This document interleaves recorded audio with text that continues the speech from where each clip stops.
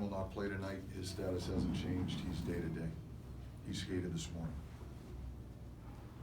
This is Drew O'Connor's home state, and he's actually even played like a state championship high school game in this arena. Just how have you seen his game grow this season, and are there any areas you feel like he could continue to evolve as a player?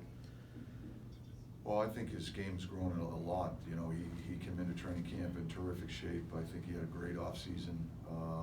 You know, he had a real strong training camp, and he's continued to progress throughout the course of this early part of the season.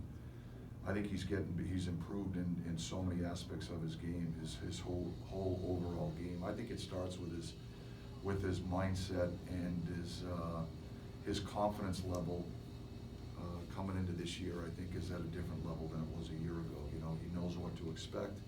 His familiarity with his coaches and his teammates. But for me, when I watch Drew's game, he's a guy that brings a lot of size and speed to our team. He's heavy on pucks. He's got a good shot. He's got a sneaky release.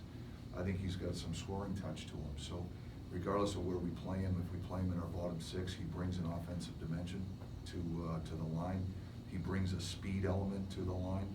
And because he's so strong on pucks, I think he can play the game that we're trying to play. So I've seen his game evolve in so many aspects. It's encouraging to watch him play each and every day. I think he's getting better with every game he plays. Mike, this is your second game in a row against a team that had to play on the road the night before and then travel. Is that something you can take advantage of? Well, it's certainly something that we discuss with our group for sure.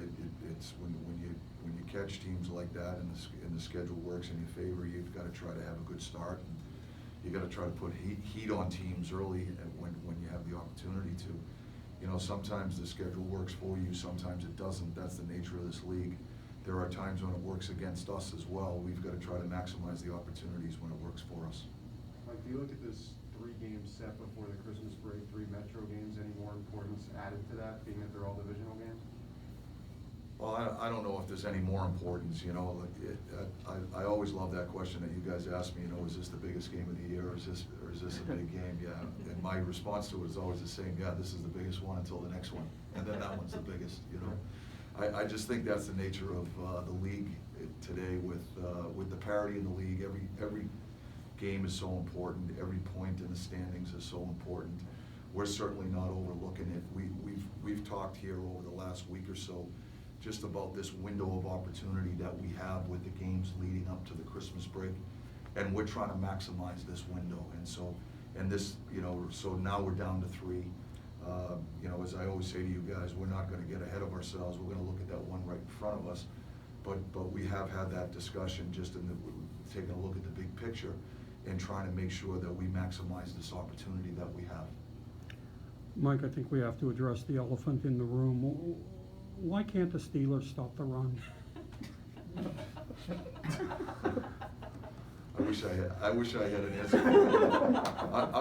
I'm worried about New Jersey's power play tonight. I'm sure the Steelers I know are in good hands with Coach Tomlin and his group.